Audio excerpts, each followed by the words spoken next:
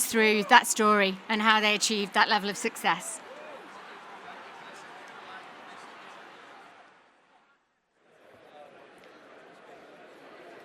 Hello.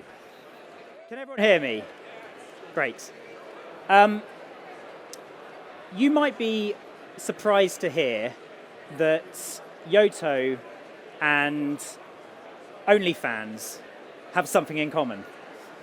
Now, if you know anything about Yoto or OnlyFans, by the way, Yoto is a kids audio company and OnlyFans is definitely not for kids. They were actually named by Bloomberg. Do not take photos of that, please. Out of context. They were named by Bloomberg as 2 startups to watch in 2023. And the thing that I found really interesting about this is that we were also named on a number of other lists. So the people like Sifted, Deloitte, Sunday Times, Fast Company. A number of those people on those lists were the kind of companies you'd expect to see, like AI kind of companies, EdTech, health tech, those sort of things. Whereas Yoto is very much a physical product tech company, and it's for kids. And we're a bit of an outlier. And today what I'm going to show you is how I think that we shouldn't be an outlier, and actually there should be more companies like that on the lists. So, Yoto started with a problem. The problem that technology for kids is essentially broken. Technology that kids use today is made for adults, especially screen-based devices, this photo included. With these sort of devices, we know that there are so many issues that kids face with sleep, with concentration, social skills, and no one's really thinking about how to make devices for those children.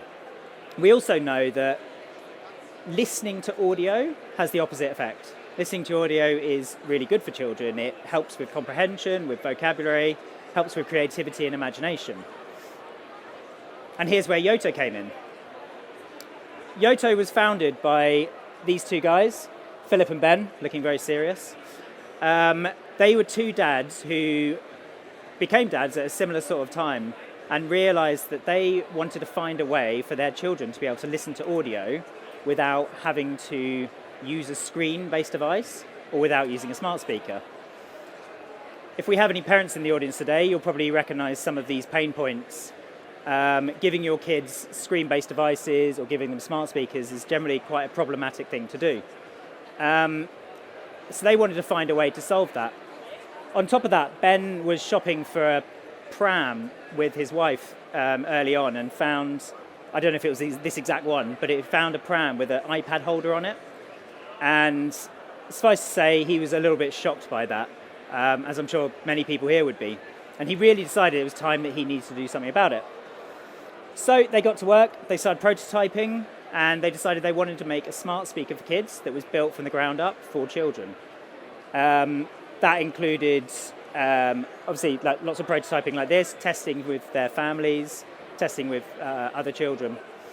And they were essentially bootstrapped until they did a Kickstarter in about 2017, which raised enough money, that's this device here, to be able to launch the company properly. They also got some interest from a German VC, which at the time they were a bit confused about because they're a UK-based company. And what they didn't realize is that there was another brand at the time doing something similar who were about 3 years ahead of them. I'm not going to give them any airtime today, but I'm sure some of you might know who they are already. But the reason I'm talking about them today is because it was quite an interesting category story that we were both helping to grow this very nascent category. And today we continue to both grow this category together, despite competing with each other. So, what is Yoto? I meant to bring a Yoto player with me today, but actually I left the house in such a hurry and forgot. So you're going to have to look at this video behind me while I'm talking. But essentially it's a smart speaker for kids, as I say. It's run using physical cards. These cards are NFC cards, like a credit card. There's no screen, there's just a simple display. There's no cameras, no microphones, no ads. And as I say, it's just the simplest device for kids to be able to use. There are a number of other features which I won't go into, but I advise you to go and have a look on our website. So that's the story of Yoto. I wanted to talk today about 5 different things that I think have helped Yoto's growth beyond performance marketing and advertising. I'm sure there's tons of people talking about performance marketing and advertising today, and I'm not going to be dwelling on that. These are just some of the ones that I think are the most interesting. Oh wow, that's an old slide. Where that came from. But first of all, a bit of a gloating moment. Over the past 4 years, we have done over 66,000% growth, which I'm very proud of personally. We are a hardware company. It's an incredibly difficult business to grow, hardware, and we've managed to do that. So there's my little gloat over and done with. So, number 1, COVID. You might not expect me to say that COVID helped us, but I genuinely believe it did in the early days. We launched in March 2020, which was obviously just before lockdown started. What happened was that there are a lot of parents at home with children, and a number of parents were lucky to keep their jobs and they had a lot of disposable income. They were also sitting on social media a lot and seeing our performance ads. I said I wouldn't talk about performance ads, but that's the one bit I will. And what happened is we were presenting a simple solution to their problem. I genuinely believe our first year would not have had such large growth if we had not been in that fortunate situation. I can't prove it, but I think it's quite an interesting one in terms of timing. Number 2, we built community. Now, obviously in a room full of marketers, you all know how important community is. We managed to build our community by ensuring we spoke to our customers as much as possible. We talked to them in the early days, we talked to them before we launched, we talked to them during launch. We actually launched our product in 2020, the second generation Yoto player, and it wasn't even working very well.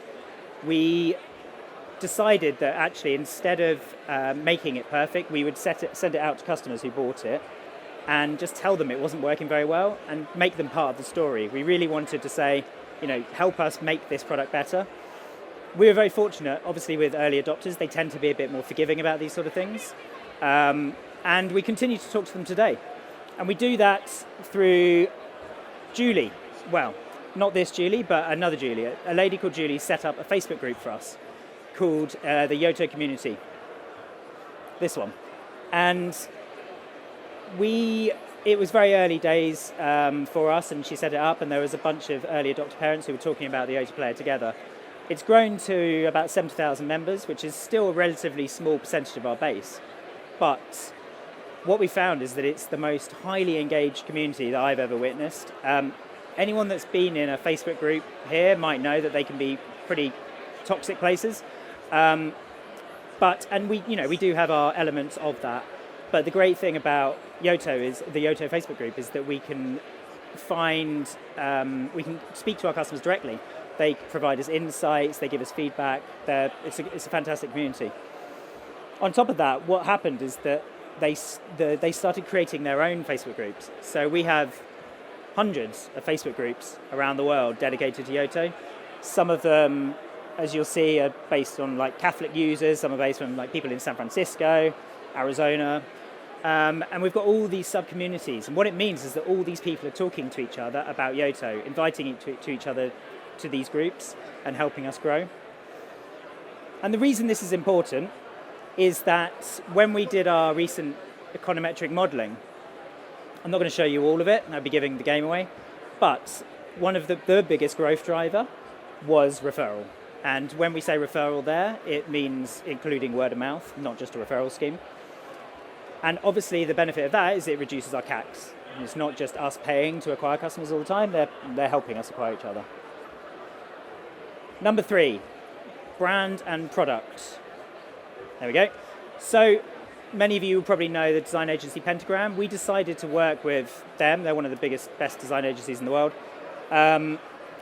We really placed early emphasis, and I was very fortunate that the CEO wanted to place emphasis on our brand and product and make sure that we were creating a product that was highly desirable. Sorry, that should be scrolling. There we go. In terms of the product design, you'll see that we put a lot of effort into making it a beautiful product, but also in terms of the brand itself, we wanted it to be the kind of brand that parents would aspire to own. We wanted the product to be able to sit in the living room of a family and not look out of place. as well as sit in the kids' bedroom, and this was really important. And essentially along the whole way, we just didn't follow the usual toy aesthetic. And in the process, we won lots of awards. This isn't just showing off, this is because, I wanted to tell you this, because it really, really helped us drive our credibility. When you're just running a bunch of performance ads on social media, second mention of performance ads, you need a bit of credibility to go with it, otherwise you could just be any other sort of TikTok brand. Having these awards really helped us, and when people also Googled us afterwards, it really, really helped. We saw massive improvements in click-through rates and conversions as a result. Now, I apologise if anyone works with Furby. I'm not picking on you deliberately, but I just wanted to use an example of the kind of marketing that we tried to avoid.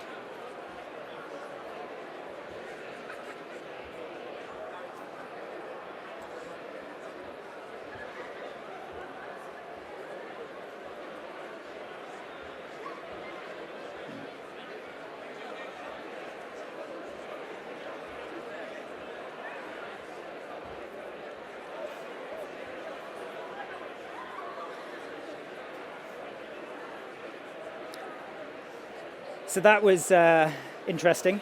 Now we very much do not like to do that. We are not targeting kids, we are targeting parents, and so this is how we do it. Poor Oompa Loompas, cried Mr. Wonka. Welcome to Planet Oman. Tinkerbell flew into the room. Knock, knock. Who's there?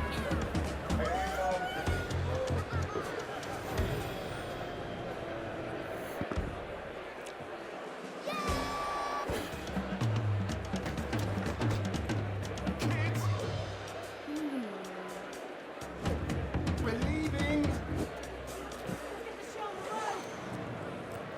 Look at Charlotte's wet. You're my best friend. Tinkerbell flew in.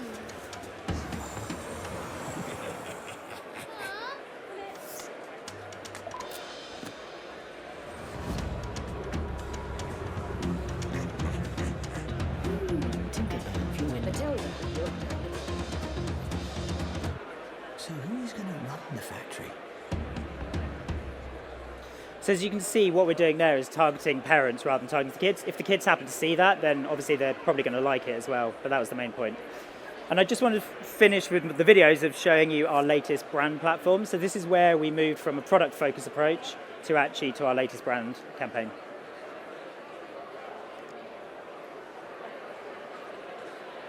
No. No, you'll have to watch that one online. It's really good though. Don't know what happened there. So, number 4. Content and brand partners, and also talent.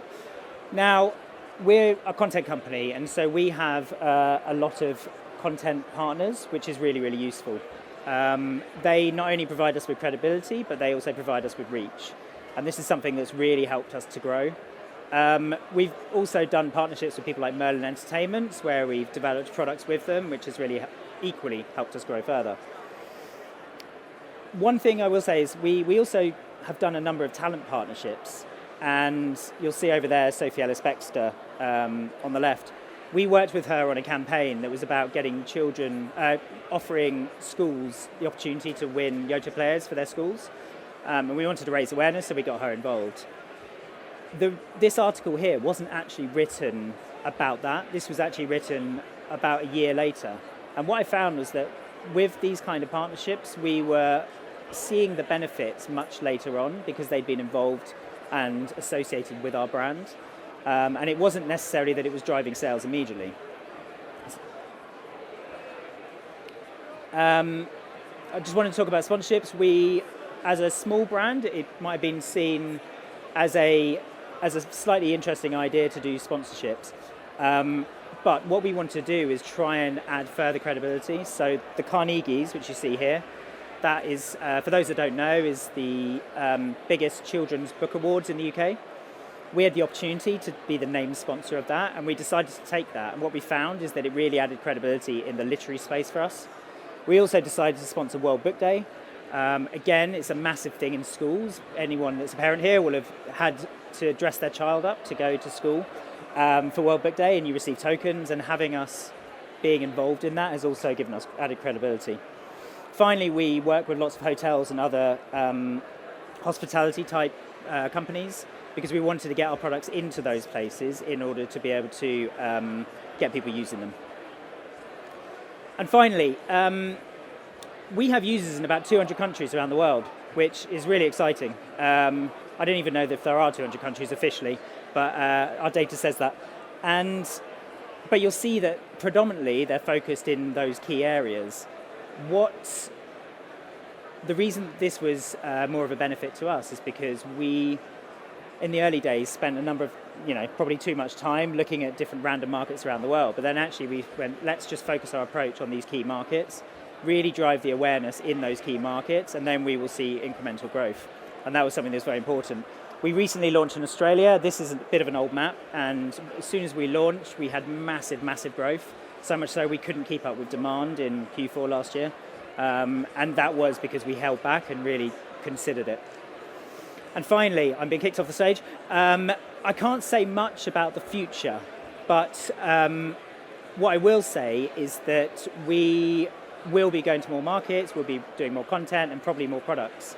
But the main thing is we're really super considered with everything we do. We are a fast growth company, but we don't want to be fast growth at all costs. We know that that's not the best thing. And for me personally, I know that if all else fails, I'm just happy that we're helping parents reclaim back their mobile phones from their kids. Thank you very much.